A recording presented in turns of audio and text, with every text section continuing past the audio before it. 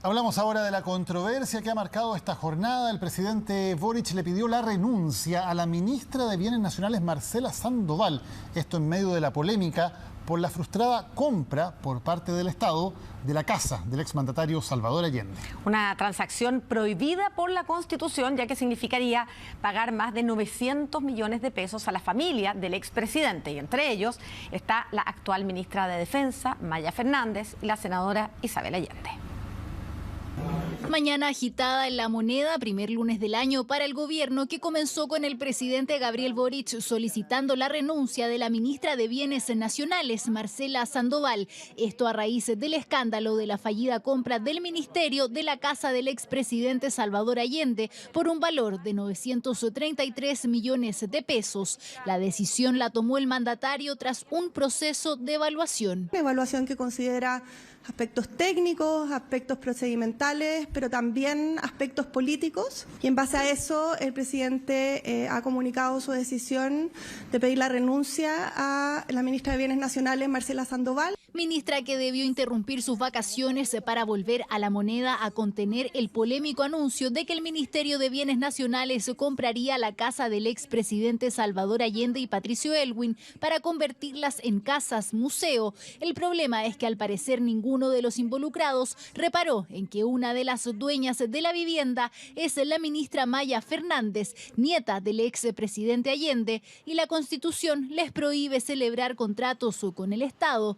Tampoco a parlamentarios, y otra de las herederas es la senadora Isabel Allende. La situación desató un escándalo y obligó a frenar la compra, así lo informaba el viernes la ministra Sandoval. Por eso hemos tomado una decisión que pudiera ser precipitada, pero es una decisión firme y consciente, porque no hemos llegado aún a la etapa de un decreto aprobatorio, que es lo que finalmente termina de concretar un trámite y de hacer los traspasos de recursos. En el fondo es finiquitar la compraventa de un inmueble que viene a formar parte del catastro fiscal.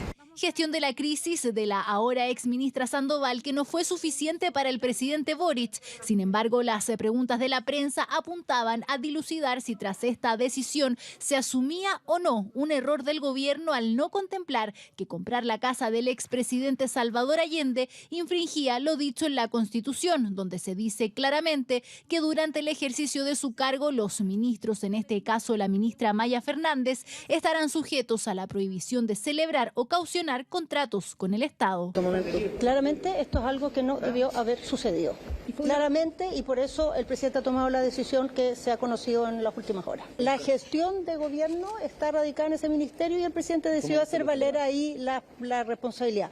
Tanto desde el oficialismo como de la oposición valoraron la decisión del presidente de solicitar la renuncia a la ministra de Bienes Nacionales, quien es militante del Frente Amplio. Me parece bien que se entienda que tienen que haber consecuencias cuando se cometen errores. La salida de la ministra de Bienes Nacionales a nosotros nos deja satisfechos. Alguien asume el costo de esta negligencia. Me parece muy prudente, muy lógico que haya renunciado, era lo que correspondía. Quizás yo lo hubiera hecho mucho antes. Yo creo que es la primera vez que el gobierno asume una responsabilidad y alguien de un alto cargo da un pie al costado. Por la tarde, la familia Allende se refirió a esta polémica a través de un comunicado. Indicaron que comparten la decisión de desistir de la adquisición de la residencia familiar y que su única motivación ha sido que la casa se transforme en un museo, una vivienda que alberga vivencias de la historia republicana que marcaron a Chile y el mundo. La misma vivienda que por estos días desata una nueva crisis en La Moneda. Bueno, y pese a que el gobierno había asegurado que la compra de la casa del fallecido expresidente Salvador Allende no estaba finiquitada, una copia del contrato de compraventa revela que la adquisición del inmueble ya había sido firmada entre el Estado y el abogado de los propietarios ante notario el lunes 30 de diciembre. Para la oposición, la celebración de este contrato configuraría una inconstitucionalidad para la ministra de Defensa Maya Fernández. Parlamentarios de ese sector evalúan presentar una acusación constitucional contra la ministra. Es un procedimiento que todavía está en curso y yo supongo que es en ese contexto donde se han hecho las evaluaciones legales. pero no es una compra, entiendo yo, finiquitada. Con la polémica ya instalada, así respondía el viernes 3 de enero el subsecretario del Interior Luis Cordero a las preguntas sobre la compra de la casa del expresidente Salvador Allende.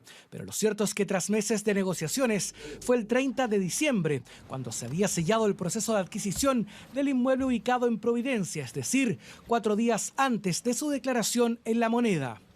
Chilevisión Noticias tuvo acceso a una copia del contrato de compraventa en el que las partes estamparon sus firmas el pasado lunes, hace ya una semana, en la 50ª notaría Claudia Gómez Lucares.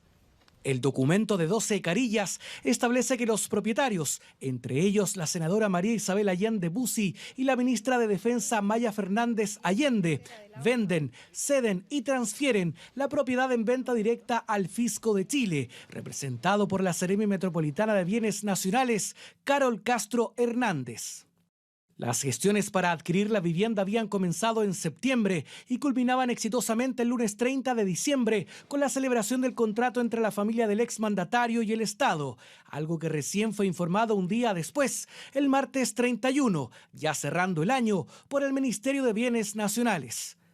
La propiedad se vendió en poco más de 930 millones de pesos y en el contrato se confirma que la Contraloría General de la República tomó razón el 20 de diciembre de 2024 y que en el acto administrativo fueron notificados personalmente los vendedores en las oficinas del Ministerio de Bienes Nacionales.